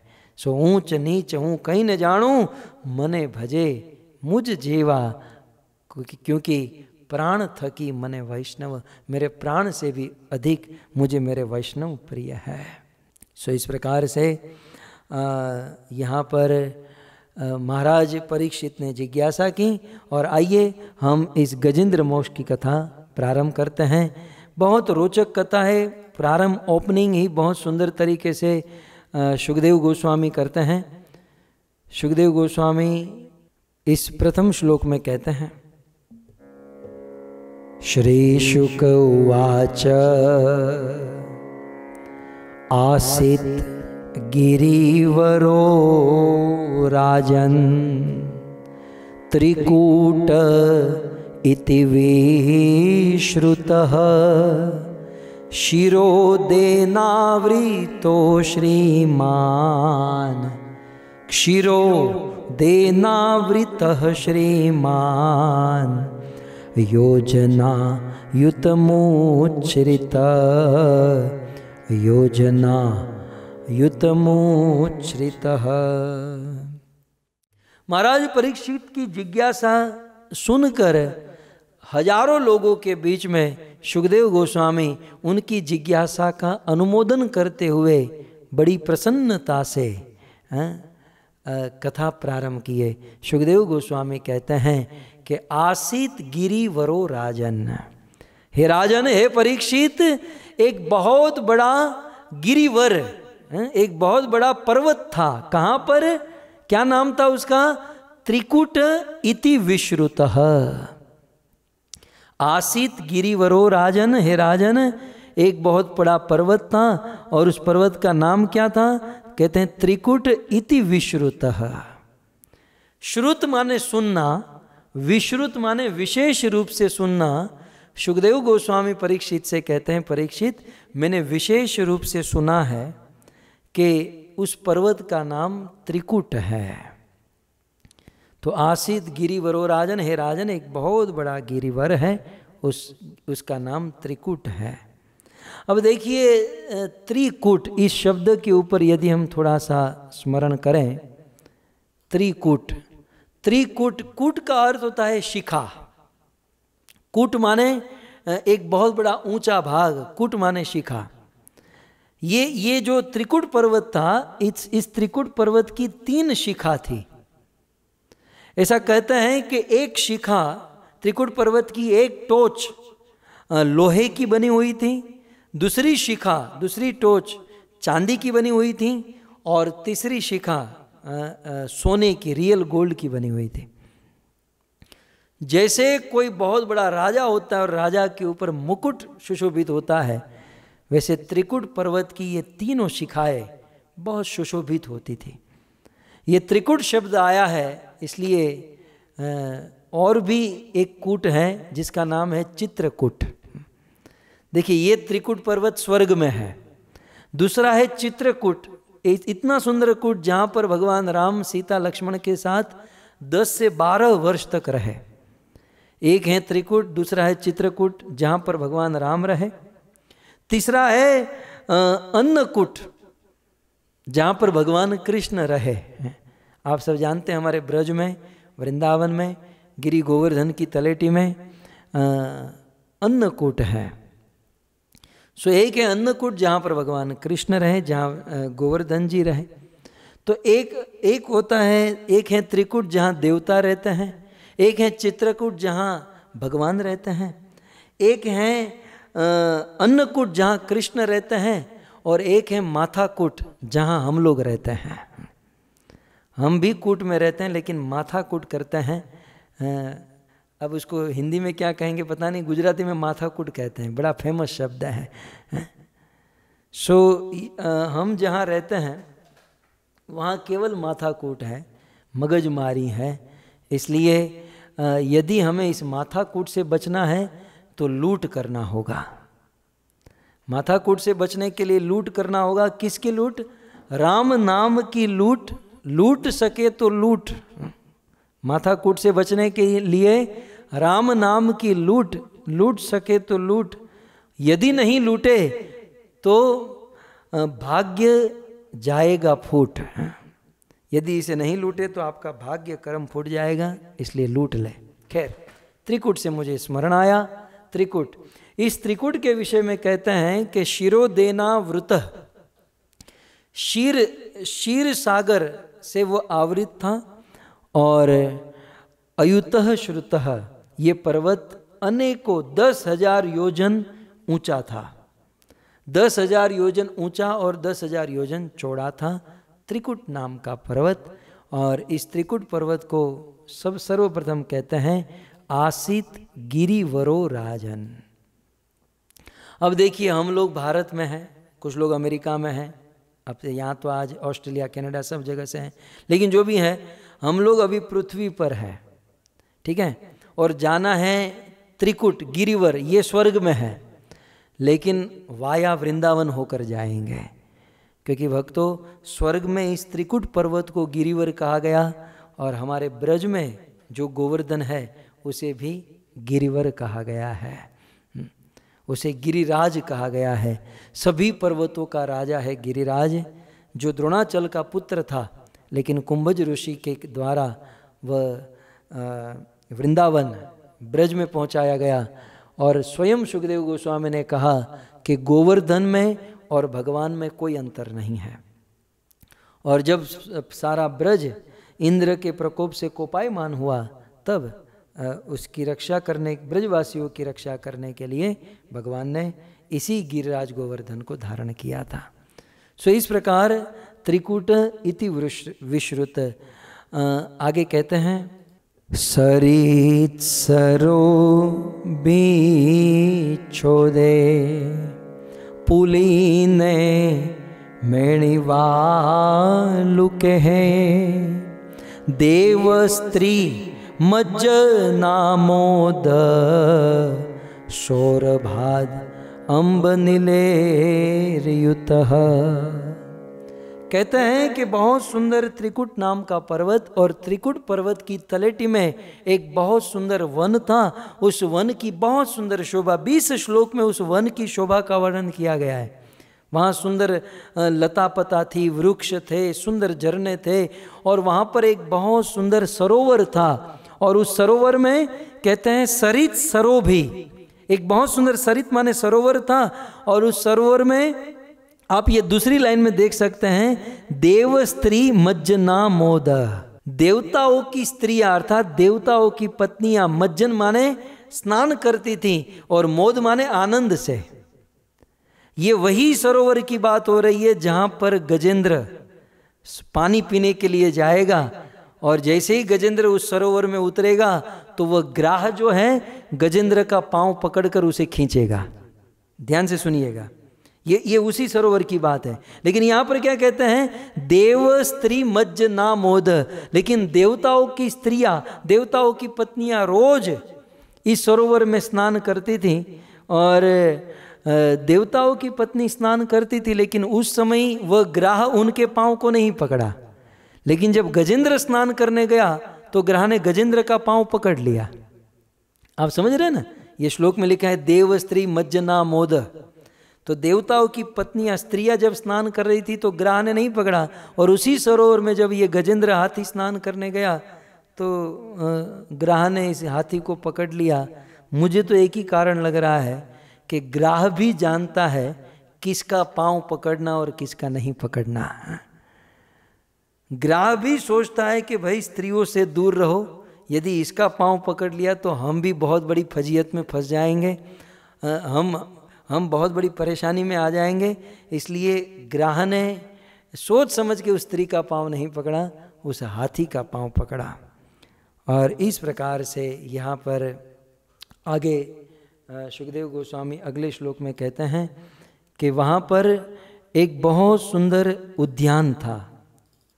तस्य द्रोण्यां भगवतो वरुणस्य महामनः उद्यानं ऋतुमन्नाम आक्रीडं सूर्योषिताम्।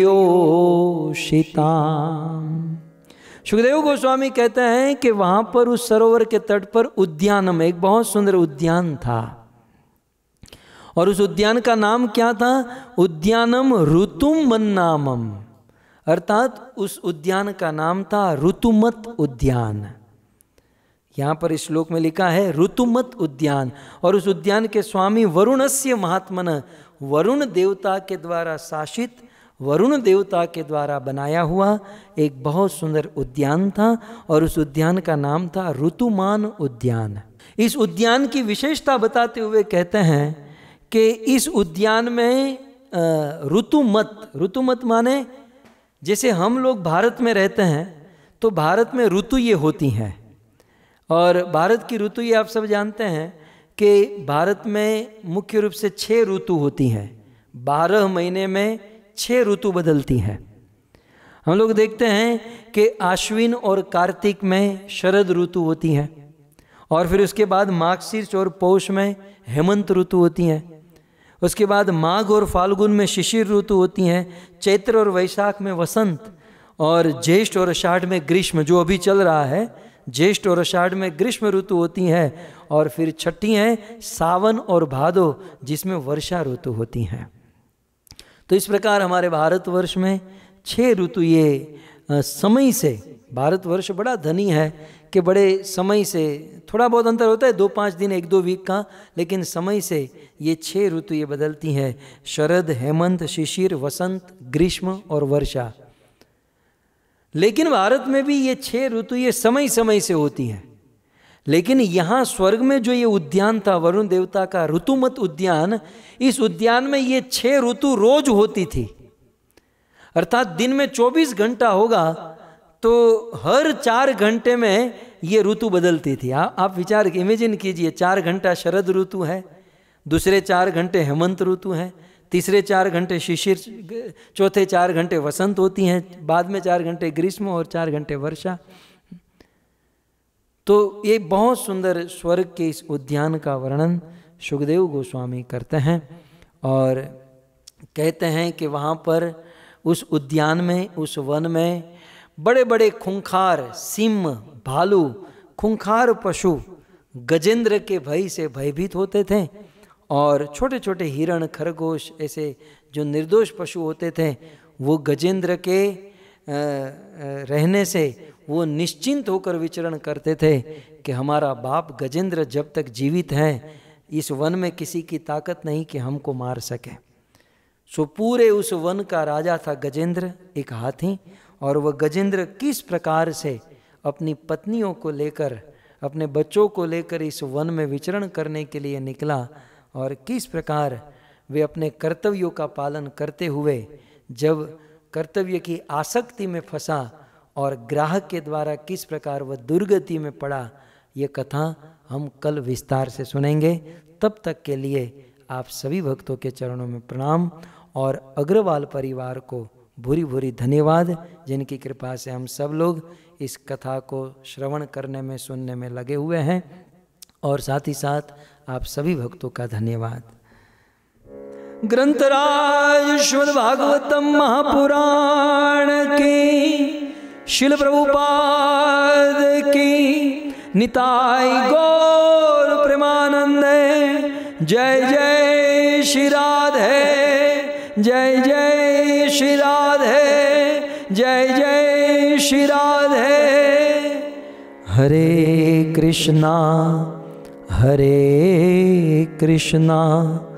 कृष्णा कृष्णा हरे हरे, हरे राम